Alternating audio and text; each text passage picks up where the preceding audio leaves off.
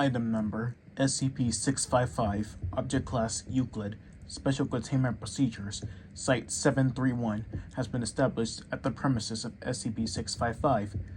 Personnel are advised that due to chronic political instability in the regime of the Democratic Republic of the Congo, no recognition of Site-731 as a Foundation asset exists at a national level.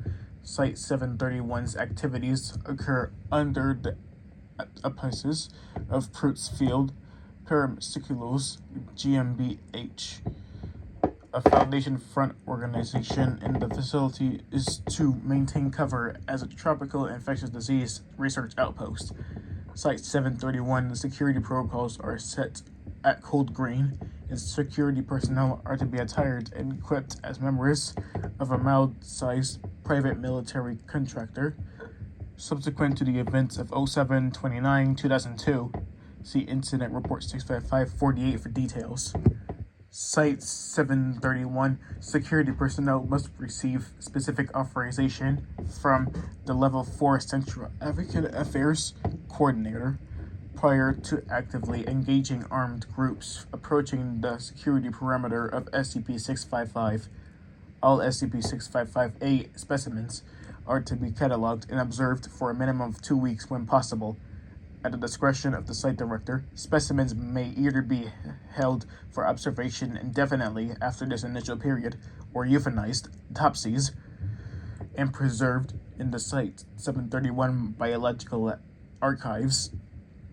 Description: SCP-655 is a 18-meter by 20-meter by 4-meter windowless structure within a complex of buildings located approximately 35 kilometers NNE of Kazangi Democratic Republic of the Congo. This complex was originally known as the Stanleyville Imperial Biology Institute and was established by Belgian Congo colonial authorities in 1898. The complex housing SCP-655 was coterminous at the time of its establishment with a now-defunct cobalt mine. SCP-655 is the site of an anomalous phenomenon at random intervals, which to date have been observed to be between a range of 2 months to 11 years. An organism of the kingdom Animalia will spontaneously appear within SCP-655. These organisms are collectively known as SCP-655-A. SCP-655-A appear upon initial visual inspection to be typical specimens of a variety of animals.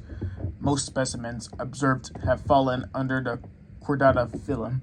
However, mollusks, arthropods, and echinoderms have been observed on a less frequent basis. Specimens of SCP-655-A will, however, exhibit radically different behavioral and biological characteristics than other observed members of their species. Invariably, MRI examinations, CT scans, ultrasound imaging, and dissection of SCP-655-A specimens reveals biological structures not occurring in what species a specimen appears to be.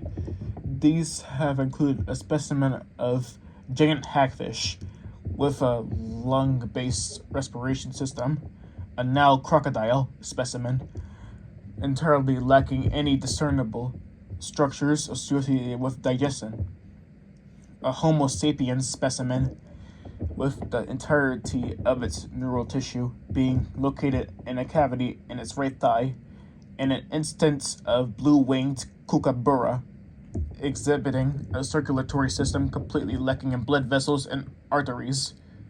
Since containment was established at Site-731 in 1961, researchers have documented 172 instances of SCP-655-A over approximately 6 decades of Foundation control of SCP-655, with the exception of Incident 655-21. No species have been observed that was not, at the time, known to the contemporary scientific establishment. This has been corroborated by the appearance of a variety of a snow snail, cone snail, in 1984, 3 years after being first described in scientific records, in a hairy-tailed bat specimen, appearing 18 months after its initial description in 1994. Man, it's like I'm getting things correctly, you know. Anyways, recovery log 655. SCP-655 came to the Foundation's attention after several partially substantiated reports in the Congolese media of a non-communicative man with no identification, clothing, or positions of any kind wandering into the outskirts of Kazangi. The man later designated SCP-655-A1 died of unexplained causes soon after being taken into custody by the local police force. A subsequent medical examination revealed 2 vestigial limbs in SCP-655-A1's abdominal cavity, along with the heart and lungs. SCP-655-A1's digestive system was, in turn, found to be located in a thoracic cavity.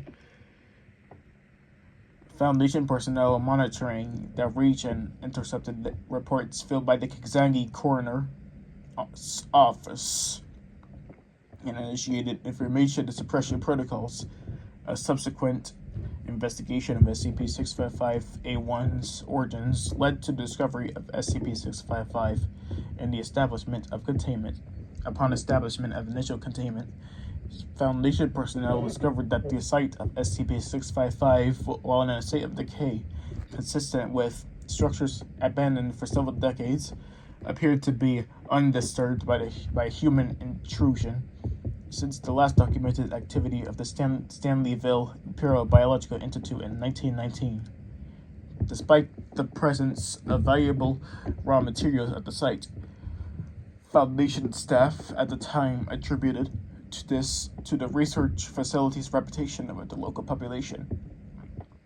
Institute staff appeared to have systematically destroyed all documentation related to the activities taking place at the SCP-655 site before abandoning it in 1919.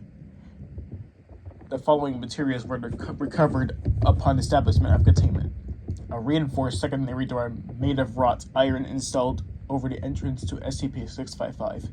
5 barrels of calcium carbonate, 15 wooden beds in various states of disrepair, 3 bookcases, each accommodating an average of 80 volumes, 8 sets of iron mannequins and chains, a mahogany desk, 2 examination tables, 2 Springfield Model 1892-99, .30 to 40 Krag caliber rifles, a flexible wire surgical saw, 3 power pots. Inspection of the area surrounding Site 731 revealed 4 massive graves, believed to date from 1900 to 1972. I can't get it right. 1900 to 1917. These graves contain skeletal remains from a variety of animals. However, due to the apparent systematic dismemberment of the organisms interred in these graves, precise numbers of individuals and species are impossible to ascertain. No anomalous properties have been associated with these remains at this time. Again, sorry if I stutter a lot. I'm just trying to read it correctly. I can't do this. If you believe that this channel doesn't get your taste and I don't follow things correctly, they go to another SCP channel that's rates very well. That's fine with me, I guess. Anyways, continuing on. Incident report 655-21, level 4 eyes only. On 08-10-1978, a species of Homo ignotus, hereafter SCP-655-A21 manifested in SCP-655. This was the first and only observed instance of a life form not officially documented by the mainstream scientific community appearing within SCP-655. In contrast to 3 prior incidents on file involving similar specimens, SCP-655-A21 exhibited behavior interpreted by researchers as emotional distress, a trait heretofore observed in H. ignitus. Despite a state comparable to fear or terror and being highly agitated, SCP-655-A21 displayed none of the self-defense mechanisms common to its species. In addition, it was either unable or unwilling to enter the theorized perception or reality-shifting state documented elsewhere by Foundation staff. Under orders from the site director, redacted, the 2-week observation period was waived in light of past experiences with Homo ignitus specimens. After no deviation in the subject's behavior at that time consisting of huddling in the furthest corner of SCP-655 and trembling, was observed for 4 hours. SCP-655-821 was terminated via small arms fire by security staff. An autopsy was performed, the results of which were transmitted to Overwatch Command. The final autopsy report remains a Level 5 security document at this time. Before scheduled incineration could occur at 0700 hours on 8/11/1978, the remains of SCP-655-821 were somehow transferred outside of Foundation custody, despite standard security measures taken at the site's 731 morgue. No physical evidence remained of SCP-655-821 when technicians inspected the refrigerated holding container. Security footage throughout the facility did not document any intruders, or unauthorized entries into the morgue. Okay, that seemed to be it. Again, sorry if I stuttered a lot. If you feel like that stuttering often gets you uninterested into my stories, that's fine with me. If you like, go to another SCP channel that reads documents clearly without stuttering or something. I'm still gonna upload a video to this channel. And also another reason why I like using AI instead of talking about it directly. I like stuttering a lot. And it might be because I'm talking too fast. I'm pretty sure that won't help. Anyway, sorry if you're uninterested. If you're uninterested to this channel anymore, yeah, that's fine with me. That's fine with me. Just do what you have to do. If you still want to keep watching that I don't care anymore. So see you later. Bye.